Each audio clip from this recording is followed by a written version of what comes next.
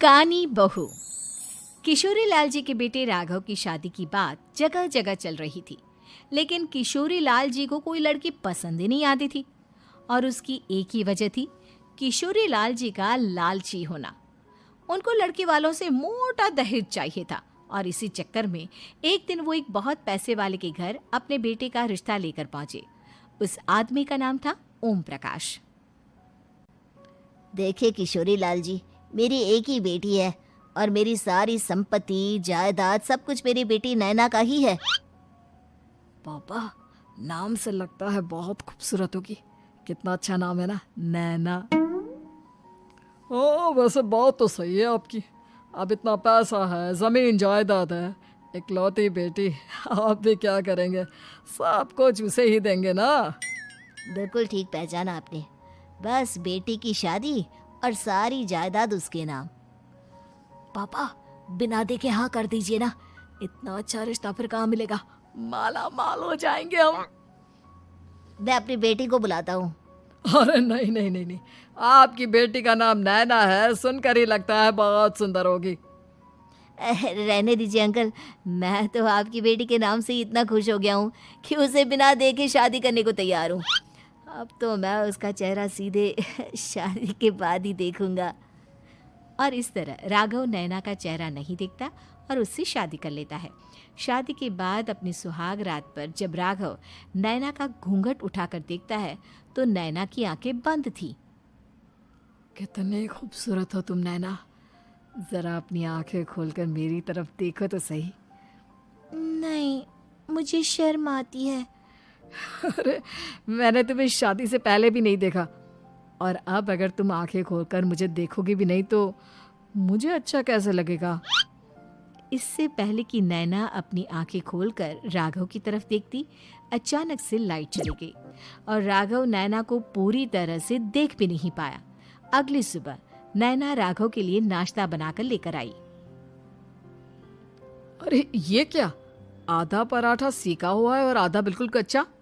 ये तुमने क्या किया नैना? बहू, तुमने क्या आधा पराठा तवे से नीचे लटका कर रखा था, जो आधा सेका है और आधा कच्चा? मुझे जितना दिखेगा उतना ही तो सीखूंगी ना पापा जी। जहाँ जहाँ मुझे नजर आ रहा था वहाँ मैंने सीख लिया, जहाँ जहाँ नहीं दिखा वहाँ कच्चा रह गया होगा। इसका क्या मतलब है? ये कैसा मजाक कर रही है तुम? अरे बहू, तुमने इतना लंबा घूंघट क्यों लगाया हुआ है? देखो, हमारे घर में बहुओं को बेटी की तरह रखा जाता है, और फिर तुम तो इतना सारा माल लेकर आई हो। देखो, ये घूंघट डालकर रखने की कोई ज़रूरत नहीं है। हाँ नैना, पापा जी ठीक कह रहे हैं, तुम तो आराम से रहो, अपना ही घर समझो। नैना अचानक से अपना घूंघट उठा लेती है। अरे ये क्या पापा, नैना की तो एक आंख फूटी हुई है। नाम से नैना, लेकिन ये तो कानी बहू निकली। मेरे साथ धोखा हुआ है, धोखा। बिना दिखाए अपनी कानी लड़की मेरे संग ब्याह दी। मुझे कानी बीवी नहीं चाहिए। मुझे अभी ओम प्रकाश जी से बात करनी पड़ेगी। आखिर उन्होंने मेरे साथ ऐसा किया क्यों? अरे, आप लोगों ने ही तो पापा से कहा था कि आप लोग शादी से पहले मुझे देखना नहीं चाहते। अब मेरे पापा पर क्यों इल्जाम लगा रहे हैं? अरे लेकिन उन्हें बताना तो चाहिए था ना कि तुम कानी हो, एक आंख से तुम्हें दिखाई नहीं देता। किशोरी लाल और राघव नाराज होकर ओम प्रकाश को अपने घर बुलाते हैं। पापा जी, ये आपने क्या किया? शादी से पहले बताया क्यों नहीं कि नैना की आंखों में परेशानी है? अरे, आप ही ने तो लड़की देखने से मना कर दिया था। और लेकिन आप बता तो सकते थे। आपको तो हमारी बेटी की प्रॉपर्टी चाहिए थी, वो भी पूरी की पूरी। अब क्या हुआ अगर उसे आधा दिखाई देता है? प्रॉपर्टी तो आपको पूरी मिल गई ना। अरे ये क्या बात हुई? मेरी शादी प्रॉपर्टी से नहीं, आपकी बेटी से हुई है।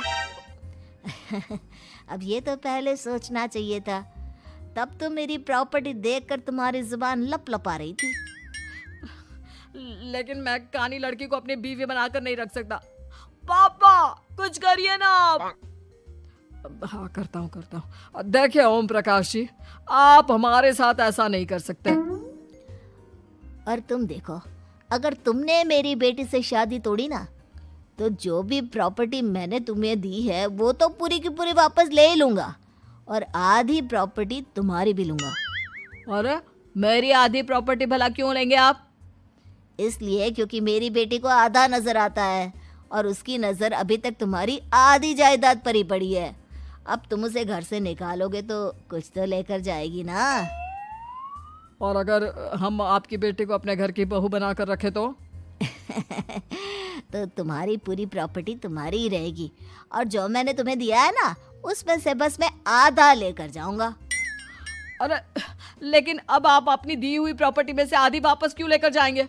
अगर मैं आपकी बेटी को अपनी पत्नी बनाकर रखने को तैयार हूं तो? इसलिए ताकि भविष्य में अगर तुम मेरी बेटी को धोखा दो तो उसके पास कुछ तो रहे जो पति का हो। वैसे मेरे पास तो बहुत कुछ है, लेकिन अपने पति की कोई निशानी तो उसके पास होनी चाहिए ना। अब अगर तुमने मेरी बेटी को कानी कहा तो तुम्हें प्रॉपर्टी भी कानी ही मिलेगी, पूरी नहीं। जमाए राजा। किशोरी लाल और राघव समझ चुके थे कि वो बुरी तरह फंस चुके हैं और अब उनके पास वहां से निकलने का कोई चारा नहीं है। अब समझ में आया ना, लालच बुरी बला होती है। एक तो तुम्हें प्रॉपर्टी मिली, ऊपर से बीवी मिली, उसमें तुम्हें नखरे भी दिखाने हैं। आए बड़े, चुपचाप बैठो दोनों। कुछ दिनों के बाद नैना राघव की कार लेकर बाजार घूमने निकलती है और जब कार लेकर वापस आती है, ये क्या?